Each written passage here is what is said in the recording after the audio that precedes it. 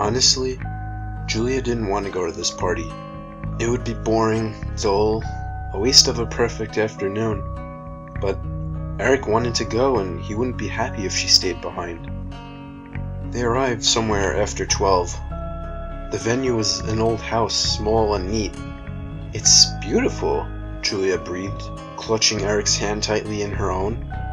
He laughed, "And you wanted to stay home." Soon, though, every guest was bored out of their mind.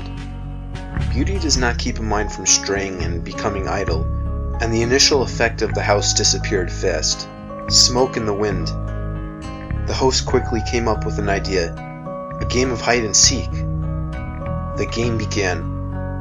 Julia rushed about frantically, trying to find a place to hide. There, the attic. No one would think to look for her up there. The attic was clean and well kept. A wardrobe, a desk, a chair, a chest, all neatly tucked away in the corners. Julia pouted. If someone were to come up here, they would find her immediately. She had to find a good hiding spot. A creak downstairs made her jump. Quickly, she dove into the chest. The attic door opened. Soft footsteps, closer, closer, pausing, and then leaving. A click. The door was closed. They were gone. Julia grinned. How clever she was to have found such a great hiding spot. Now to get out and see who had been caught. She pressed her hand to the lid and pushed. It didn't move. She frowned. That was peculiar. Maybe if she pushed harder. Pushing, no use. Cold terror seeped into her bones. What if it had locked? No one would hear her. She remembered Eric telling her that the insulation in the ceiling was so thick, the house was practically soundproof.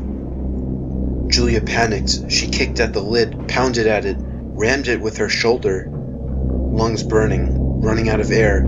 This had to be a nightmare. This couldn't be happening. Not to her. She was the main character of her own story. She couldn't die. No, she would wake up. But she couldn't. She couldn't wake up because this was real.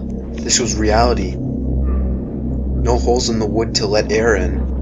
Suffocating, screaming, using up all her air. Eric searched the house for Julia. "Have you seen her? Have you seen her? Excuse me, have you seen Julia?" The answers were all the same. "No, sorry. Have a good day." Confused and worried, he set off home. She must have left during the game, Eric thought. For years, Eric was heartbroken, thinking Julia must have left him. His friends and family shook their heads, tutted, told him to move on. Eventually, he did. He remarried and died a happy man.